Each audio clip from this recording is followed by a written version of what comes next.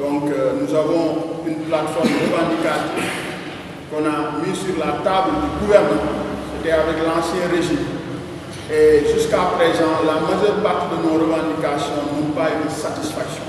Parmi ces revendications, donc, il y a 8 points que véritablement nous avons mis sur la table pour une exigence de la part des agents de l'administration, parce que nous estimons que les interministériels sont lésés par rapport à l'inéquité sur le traitement salarial, parce qu'il y a certains corps qui ont d'indemnités de logement, d'autres n'en disposent pas.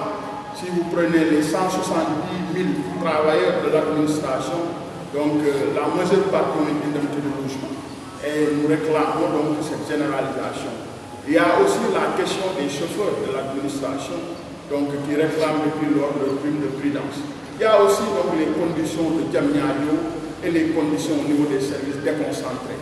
Donc il y a aussi la problématique liée au diplôme avec le reste des habilitations qu'on doit signer.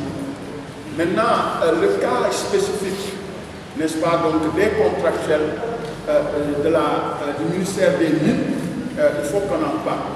Chers journalistes, comme vous le savez, il y a à peu près 2 mois, les 44 travailleurs du ministère des Mines ont reçu une cessation d'activité de la part de leur tutelle, c'est-à-dire le ministre du pétrole, des énergies et des mines, en l'occurrence le ministre Birame Souleye Diop. Et certainement vous avez dû écouter sa sortie la fois passée quand il parle par rapport à ces contrats. Nous avons constaté à travers donc, sa communication des erreurs venant de l'autorité, parce que soit nous estimons que l'autorité n'a pas toutes les informations, ou bien donc il a des informations, mais sa manière de communiquer donc, ne rassure guère. Nous disons ici que ces 44 travailleurs du ministère des Mines ont subi une injustice qui ne dit pas son nom. Leur droit a été bafoué et actuellement ils sont dans des difficultés incommensurables. Parce que imaginez des pères de famille qui ont un CDI. Nous savons tous que le Code du travail encadre les travailleurs donc, de façon générale.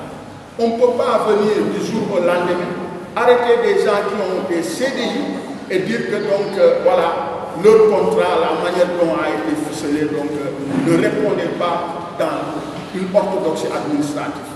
Ce que nous disons, non, nous avons des éléments donc, qui contredisent ces dires du ministre du pétrole.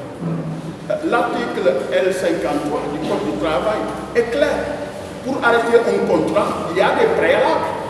Et tous ces préalables n'ont pas été respectés. Dans la communication du ministre, il a estimé aussi que ces contrats n'ont pas eu le visa au niveau de l'inspection du travail. Cela n'est pas avéré. Et même ce qu'il dit, donc nous estimons que peut-être qu'il ne maîtrise pas le Code du travail en tant que l'autorité. Parce qu'un contrat CDI, comme son nom l'indique, c'est un contrat à durée indéterminée.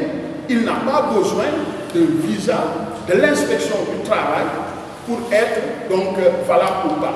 Cela n'a rien à voir. Cela ne peut pas rendre caduc un contrat. Parce que nous avons donc des éléments de réponse.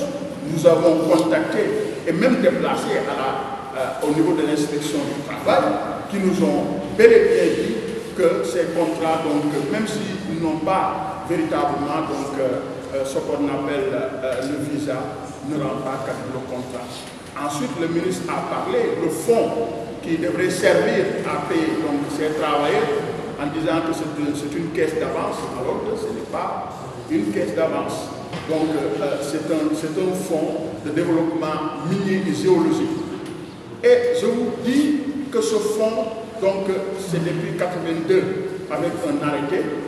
Et ce fonds donc, avait au début un budget de 50 millions. Aujourd'hui, donc, le fonds a un budget de 818 millions. Et véritablement, le fonds emploie plus de 284 travailleurs. tous les 240 sont maintenus, les 44 donc ne sont pas maintenus. Au nom de quoi? Qu'on bafoue donc les